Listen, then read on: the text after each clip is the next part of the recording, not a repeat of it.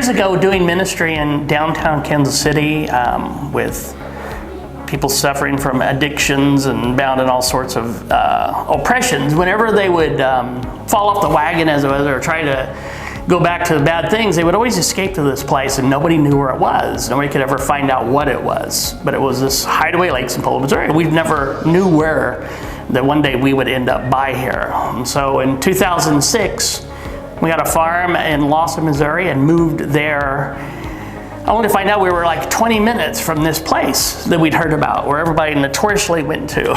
So God was already I believe, planting that seed then about this people that he wanted to set free and move upon. It was probably 2008, right? A couple of years later, we were struck with the challenge and idea from a Sunday school class for Vacation Bible School. We really had no idea what to expect. When we pull in this place where God was calling us to, we came looking for children for the Vacation Bible School and to just see what this place was that God was calling us to. We had no idea yet. So when we pull in, we were immediately stopped by a woman frantically waving her hands and yelling at us, "You need to turn around and go back, that there's a huge knife fight going on in there and that police were coming and all kinds of chaos." She goes, "Just turn around and go. Don't know who you are, but go." So she takes off running and leaving us. When we look at each other, pondering this strange chaos and violence, and we both looked at each other and realized, well, we are exactly where we need to be. That was our signal. That was our cue that God had brought us right here. And we're right. So, of course, we moved forward. And the first thing that we thought of was, well, we did see a lot of kids, and so we definitely wanted to go around. And one of the residents actually said, "I'll go with you. I want to ride with you, and I will show you where all of these kids are." And through that, we were able to locate so many of these beautiful children and be able to invite them into like conversations like what we're going to be doing at District, talking about the table. We invited them to the table. We did, yes. And it started this trajectory with all of these children that still come back today and talk to us about how the love of Christ has changed their life. And what we did that summer, we realized it just goes so much further than just bringing children to a church for a 2-week event. We wanted to be more stable out here. So we started to find ways to bring food.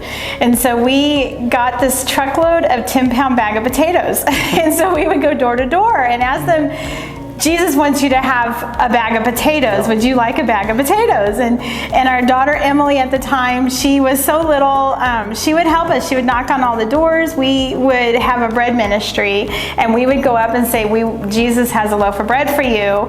That really opened up these conversations with the residents out here that were so guarded and not trusting.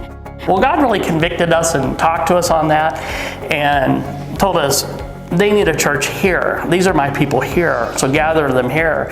And that began the journey of, 2008, 2009 of It did. starting to the vision of planting a church here. And at the same time all of this is going on in our personal lives, we were really, in 2008, we were trying to seek God's will for our life.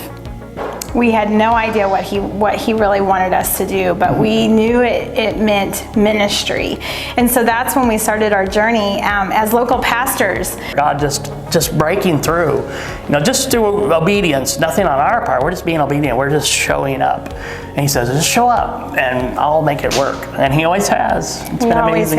Yes, he has just been so faithful. The Lord has been so faithful to us in all of this journey. Of course, you can tell that this structure, it's only here by the grace of God. And he has moved so many mountains for us to even be standing here in this presence, in his presence in this structure.